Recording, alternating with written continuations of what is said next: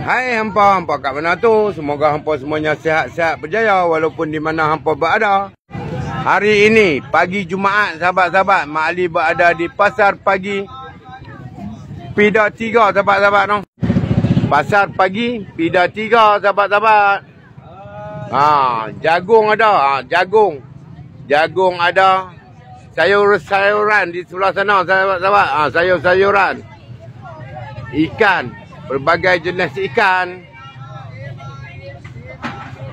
Tapi bila hampa melihat video ini, hampa jangan lupa follow, like, komen, save, copy link dan repost sebelum video ini hilang.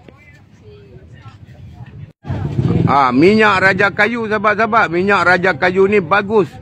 Bagus untuk membuatkan urat kita lebih selesa, kan? Untuk perjalanan darah yang elok, kan? Kita sapu lah sahabat-sahabat. Kita sapu lah. Tapi apa-apa pun jangan lupa 5A 5 rukun. Okey. Bye bye. Assalamualaikum.